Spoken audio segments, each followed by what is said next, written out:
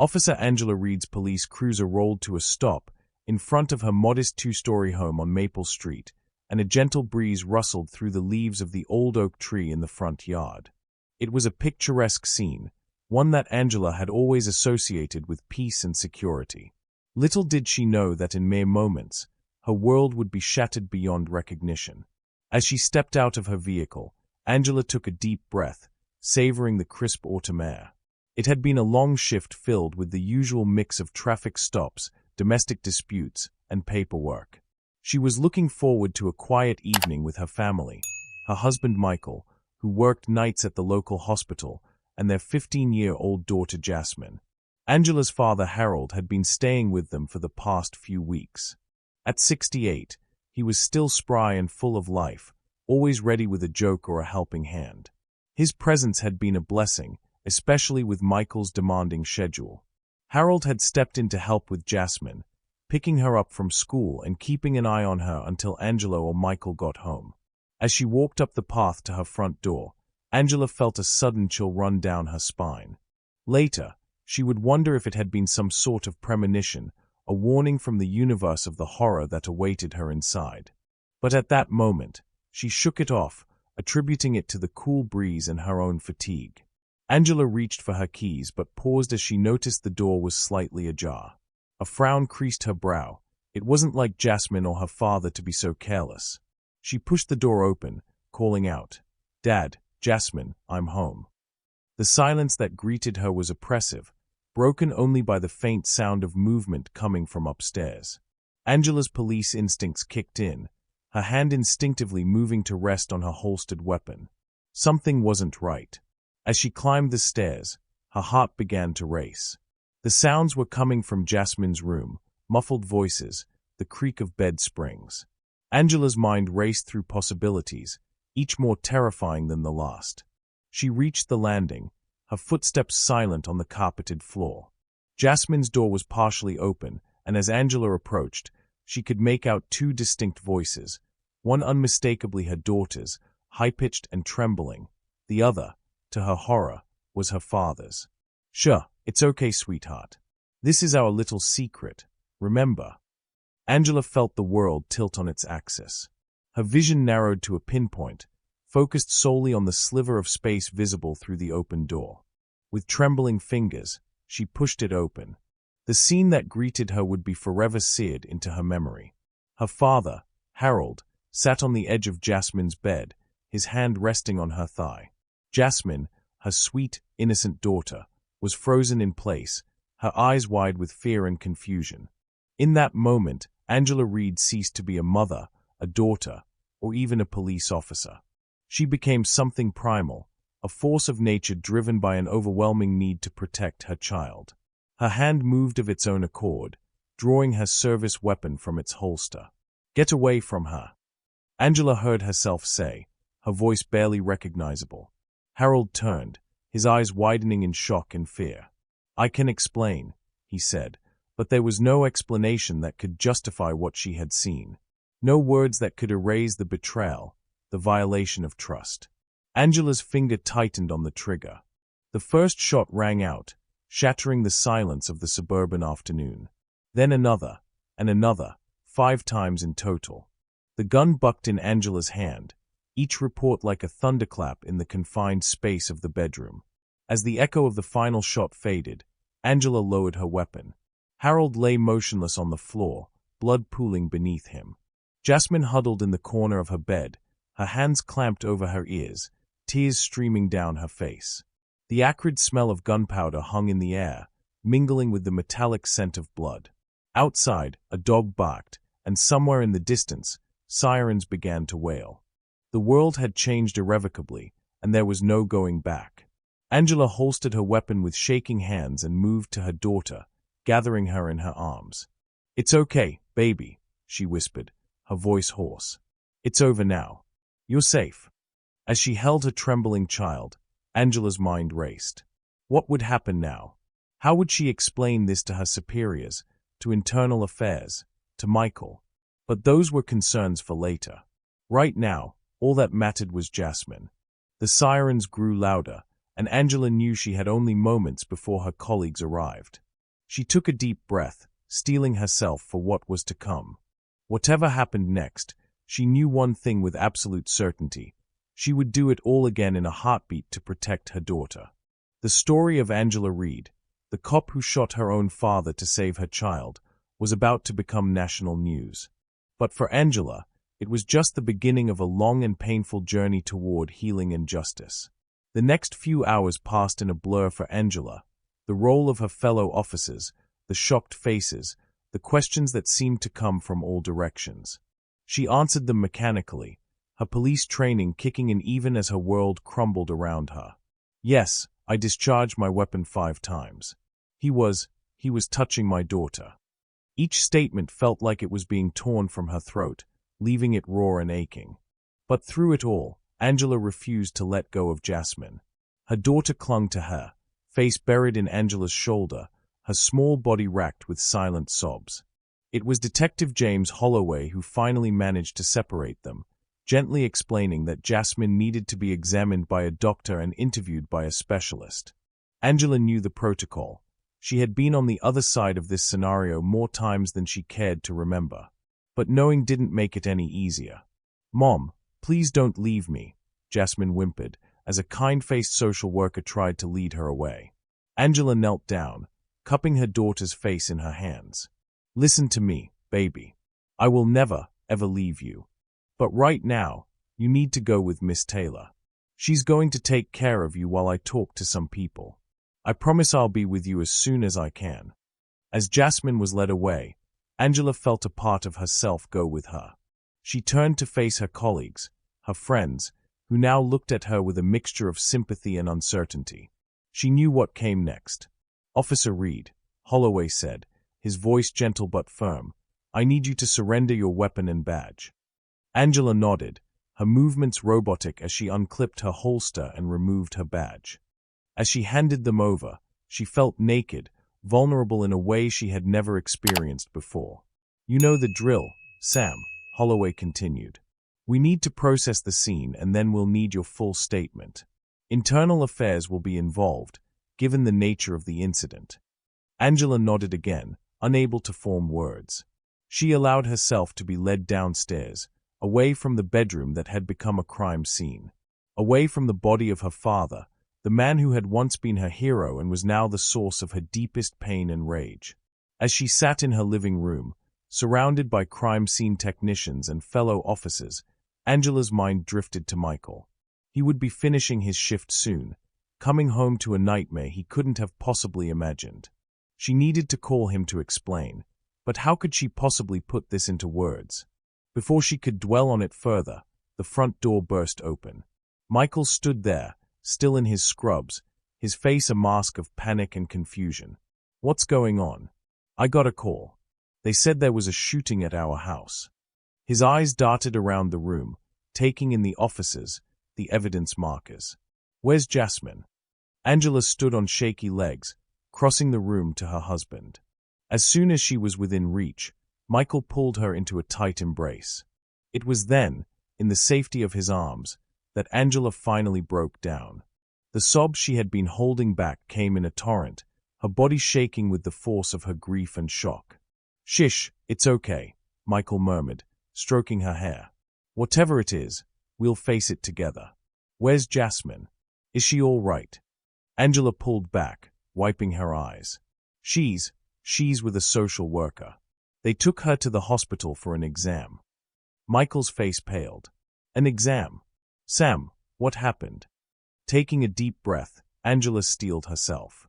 "It's Dad," she said, her voice barely above a whisper. "I caught him. He was touching Jasmine. I shot him. Michael, I killed my own father." The silence that followed was deafening. Michael's arms tightened around her, and Angela could feel him trembling. When he spoke, his voice was thick with emotion. "Oh my God." For a long moment, they stood there, clinging to each other in the midst of chaos. Then, slowly, Michael pulled away, his hands on Angela's shoulders. "Listen to me," he said, his voice low and intense. "You did what you had to do to protect our daughter. Whatever happens next, we'll face it together. Okay?" Angela nodded, drawing strength from her husband's unwavering support as they turned to face the room full of investigators and fellow officers. She felt a flicker of hope. No matter how dark things seemed now, she wasn't alone. She had Michael, and together, they would find a way through this nightmare. Police use of force, child sexual abuse, and the trust placed in family members became a lightning rod for debate and discussion across the country. Angela found herself at the center of a storm she never could have anticipated. Her phone rang constantly with requests for interviews, which she steadfastly refused. Reporters camped out on her lawn, hoping to catch a glimpse of the family at the heart of the sensational story.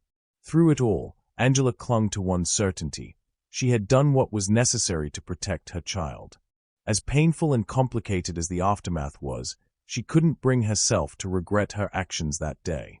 One afternoon, as Angela sat on her front porch, ignoring the occasional flash of a camera from across the street, she was surprised by a visit from her partner, Officer Donnell Jackson. Donnell had been supportive from the beginning, one of the few people who didn't look at Angela differently after the shooting. "How are you holding up, partner?" Donnell asked, settling into the chair next to her. Angela managed a weak smile. "About as well as can be expected, I guess. Some days are harder than others." Donnell nodded, his expression serious. "Listen, Sam, I wanted you to hear this from me before it hits the news.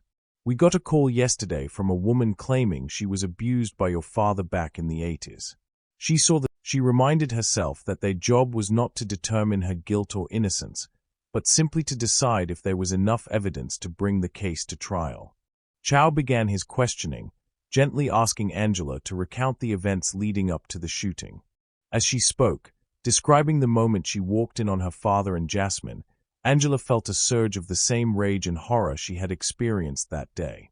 Her voice shook, but she pushed on, determined to make the jurors understand. "In that moment," she said, her eyes fixed on a point just above the jurors' heads, "I wasn't thinking as a police officer. I was a mother, seeing her child in danger.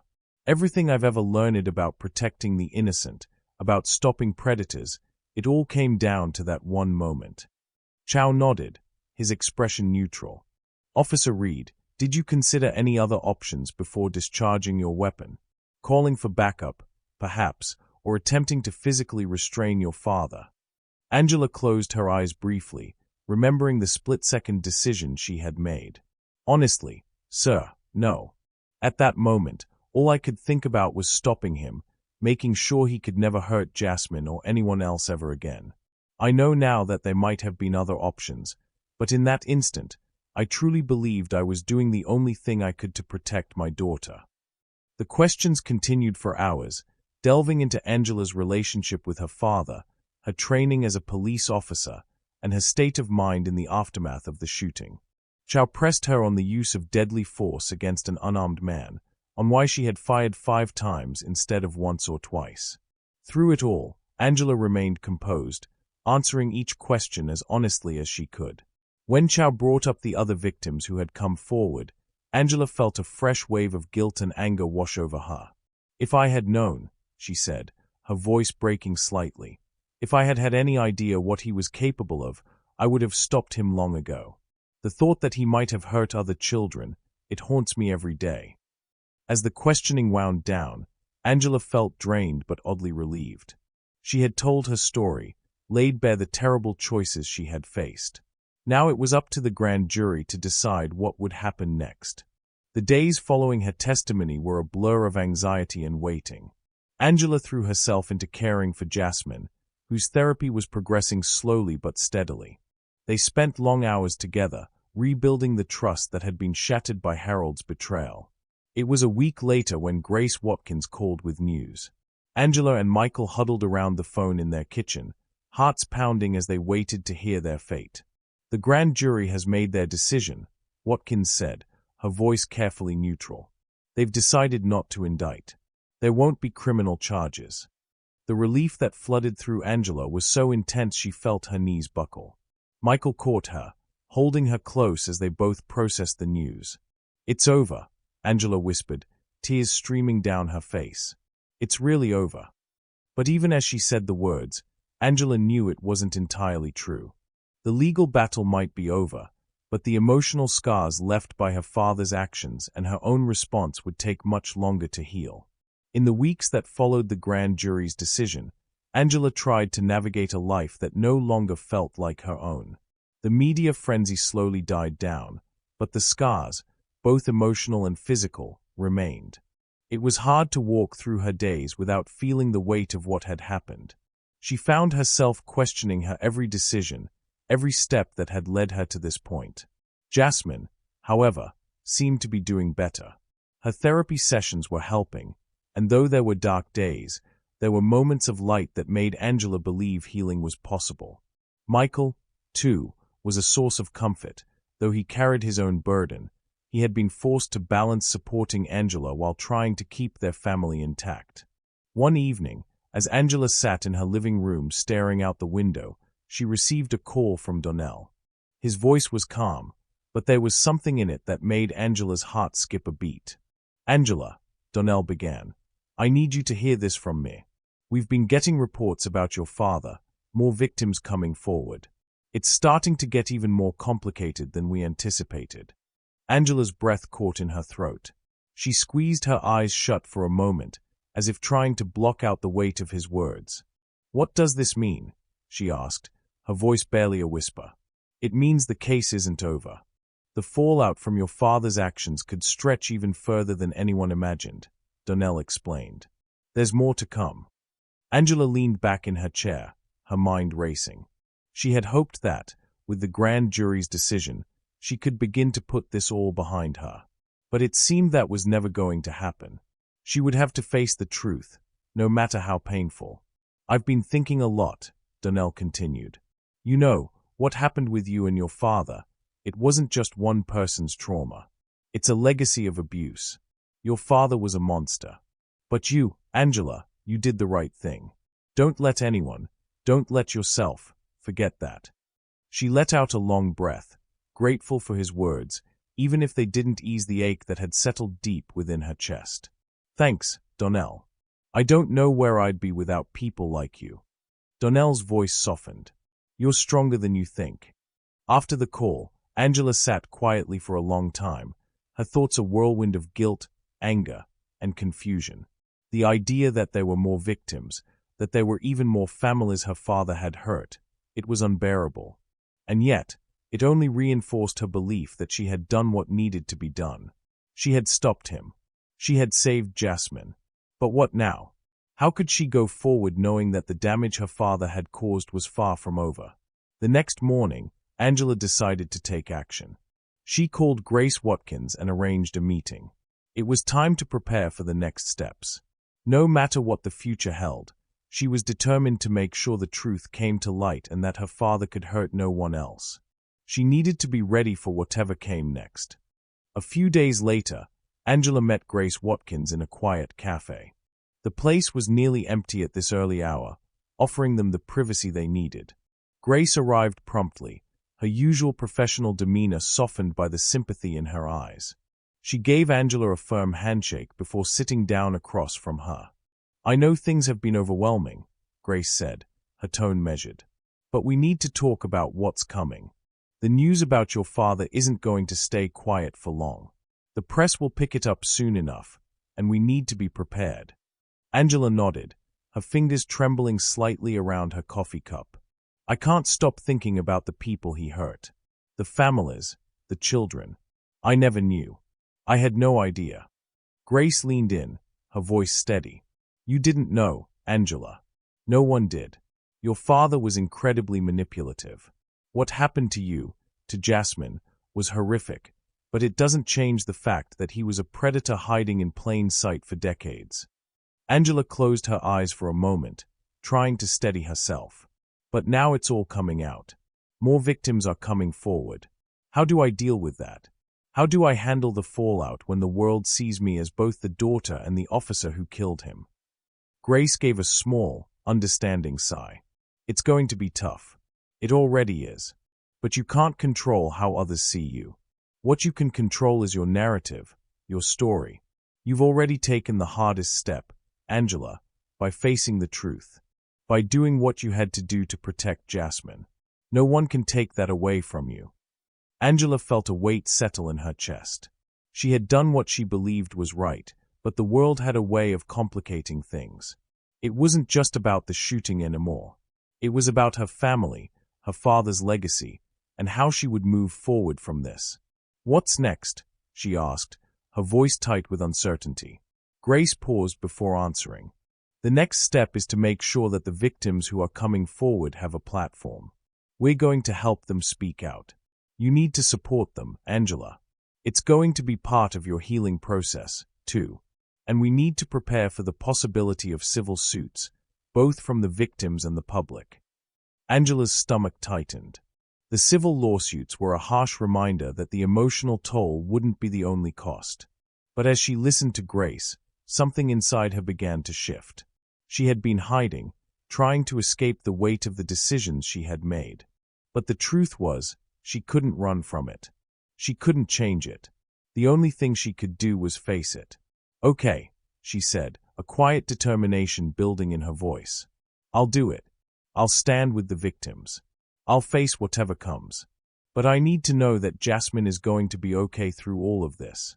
Grace nodded, her expression softening. "We'll make sure of that. There's no rush in how you handle your healing, Angela. But there is strength in facing what happened, in supporting others who are suffering the way you have." Angela took a deep breath, feeling the weight of her decisions settle inside her. She was ready to face what lay ahead, not just as a mother, not just as an officer, but as a woman determined to bring justice to light, no matter the cost. As she stood to leave, Grace gave her a reassuring smile. "You've got this, Angela. One step at a time." Later that day, as Angela sat in her living room with Michael and Jasmine, she knew things were far from simple. But for the first time in weeks, she felt a sense of clarity. She would stand up for the truth, no matter how uncomfortable it made others or herself. Her father's actions had shattered their world, but she wouldn't let them break her. And she wouldn't let them break her daughter. "Mom," Jasmine said softly, looking up at her with wide, innocent eyes, "are we going to be okay?" Angela looked at her daughter and smiled, the first real smile she had given in weeks. "We will be, sweetheart. We'll be okay. Together." And for the first time in a long while, Angela truly believed it. As the weeks passed, Angela's journey unfolded in ways she hadn't expected. The court of public opinion was unrelenting, but Angela's voice, steady and unwavering, began to make an impact. The victims who had been silenced for so long found the courage to speak out, and through their collective strength, they began to heal. Together, they created a new narrative, one that wasn't defined by shame, but by resilience. Jasmine's healing was slow, but it was real. With therapy, time, and the unwavering support of her mother, she started to reclaim parts of herself she'd lost in the chaos. The bond between mother and daughter, once cracked under the weight of betrayal, became unbreakable, strengthened by the shared pain and determination to move forward. Angela, too, found healing. It didn't come in a neat, easily digestible package, but it was there, found in the quiet moments, in the conversations she had with those who truly understood her, and in the act of helping others find their own courage to speak. She had done what she thought was impossible, and in doing so, had given herself and her daughter the chance to build a life beyond the shadow of her father's monstrous actions. On the outside, the world moved on. The press eventually lost interest, the cameras faded away, but Angela's story lived on in the people she'd helped and in the love she had for her daughter. There was no perfect ending, no fairy-tale resolution. But there was peace, an imperfect, but deeply earned peace. Angela stood on her porch one evening, watching the sun dip below the horizon, its fading light casting long shadows across the yard. Michael stood beside her, their fingers intertwined. She glanced at him, her heart full. "We've been through hell," she said, her voice a quiet reflection of the journey they'd walked together. "But we're still here. We're still standing." He squeezed her hand, a soft smile tugging at his lips. "We are, and we always will be." And in that moment, Angela knew that the road ahead would never be easy, but it would be theirs. It would be full of the quiet moments of joy, of laughter, of resilience, a future built on truth, on love, and on the understanding that sometimes the hardest battles are the ones that lead us to the most profound victories. So, as this chapter of Angela's life came to a close, the journey of healing, of rebuilding, of moving forward with her head held high, had just begun. If you connected with Angela's story, if her courage, her strength, and her commitment to the truth resonated with you, please like this video and subscribe. Share this story with others so that it can inspire them, too. Because in the end, it's the stories we share, the truths we face, and the strength we find in one another that make us all stronger. Thank you for watching.